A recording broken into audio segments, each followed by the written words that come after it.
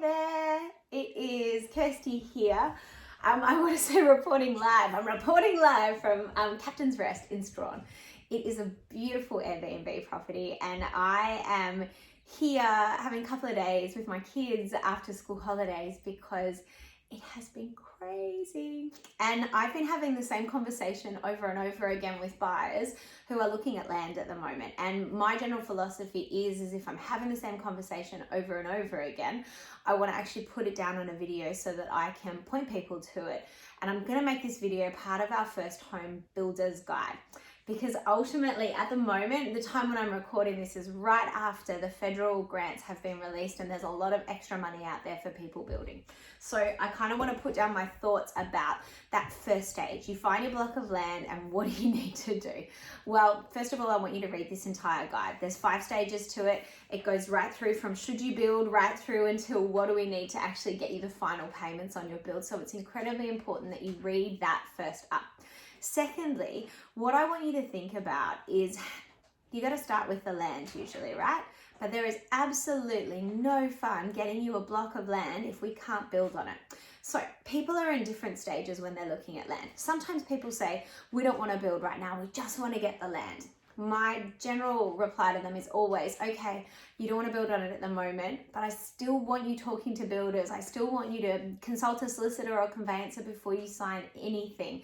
I want you to make sure that ultimately when you want to build, you can build what you want to build on that block of land. So I have had clients who've bought blocks that have been too steep, and then by the time they've gone to build, the engineering costs are too high and the build they thought would cost this, and it's heartbreaking. So again, I'm going to state it really, really loudly and clearly. If you're going to buy a block of land, even if you don't intend to build straight away, please, please, please, please speak to builders first up. Find out what the challenges with that block might be. Okay, so that's group number 1. They want to get their block of land first up. If you don't want to build, that's okay, still speak to the builders, but we can finance your block of land for you.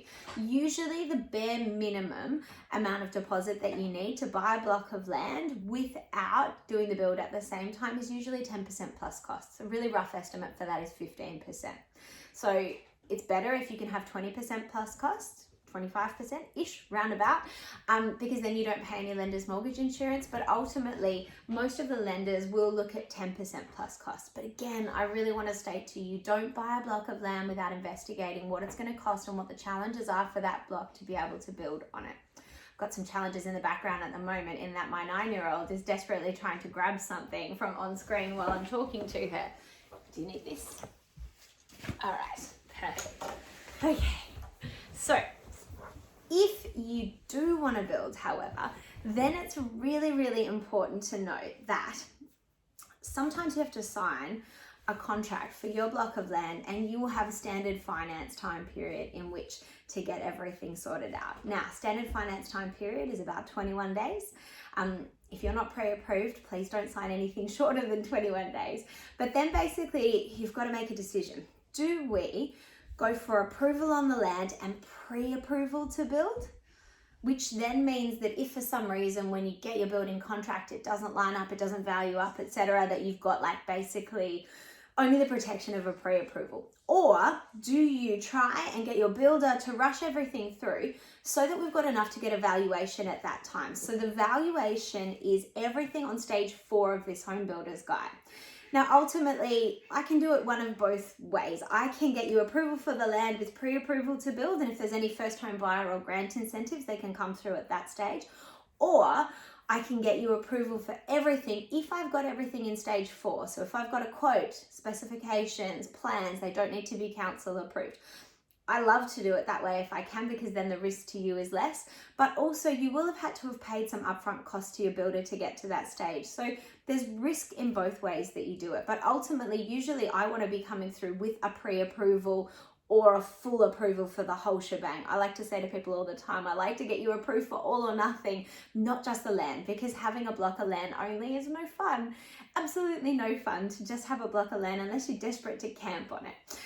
You want to be able to create something amazing like what I'm in here. Maybe not exactly like this because this is kind of special and unique. But ultimately, there's a few things you want to sort of jump through as far as hoops go. So if your titles are issued and you only have 21 days to get finance, then usually we're going for pre-approval to build and the formal approval for the land. What is really important to note though is that any costs you have to pay to your builder before we get to council approval stage, you've got to fund those. So engineering costs, soil test costs, builders deposits, you've got to find out, council approval fees. All of that needs to come out of your money and it can't be counted as the contribution we're using towards the land. So you've got to keep that in mind. Whenever I give you a bare minimum figure for the amount that you need to build, I need you to have this amount on top. So I need you to keep saving because building is expensive. Anything that gets paid to your builder or paid out before council approval is out of your funds and over and above what I need to get the block of land happening. Anything you change your mind on during your build comes out of your savings. So if you then decide halfway through you want 6 extra power points or a different bathtub or different light, fittings, or extra insulation to stop the noise of your noisy kids who are making noises in the background. My 7-year-old's just decided it's very important to have all the pencils over there. But ultimately any of that comes out of your funds. And then at the end of your build, you're not going to have curtains. You're very unlikely to have driveways, fencing, landscaping, all of that. So it's important to know you've got to have money at the end as well. So I will try to do everything I can, or your broker will try to do everything they can to protect you during this process. But there are some extra elements of risk whenever you're looking at building. Now, if your titles on your block of land aren't issued, please make sure that your finance approval is subject to approval 21 or 14 days after issue of title. The beauty of this is that if titles are issued further on down the track, it gives you time to get your building contract all drawn up so that you're happy with it. It gives us time to get valuations done on the whole thing that you want to build, not just the block of land. So it gives you more options. The other important thing to mention though is if you are relying on grant money to be able to do this, so whether it's First Home Builders Boost, federal grants, other types of grant money, you've got to check the timeframes. You've got to make sure that your builders can meet those timeframes. You've got to make sure that you're going to meet the timeframes of like First Home Builders Boost, all of that sort of stuff. And just know that as your brokers, we can give you guidance, but we can't assess your eligibility for those sorts of things. You've got to look at the criteria, talk to solicitors, talk to conveyancers, and read the First Home Builders Guide in full and just rely on your legal advice. And I always say this, every sales consultant out there selling blocks of land, they're all awesome. There's no one you need to be wary of, but you do need to understand that any salesperson, when you're the buyer, they don't work for you. They're my people. I used to be a real estate agent for 20 years, but they work for the seller. So many of them will understand the steps that you need to take to protect yourself. Their job is to look after their seller. The person that looks after you is your mortgage broker and also your solicitor or conveyancer. So just do everything you can to get as many ducks in a row as you can. Rewatch this video if you need to. Come to us with questions and queries, but preferably if we can get you if your titles have been issued for land and pre-approval on the build, that's the ideal way to go. And I would usually say if you think you're going to spend this much on your build, estimate a bit more.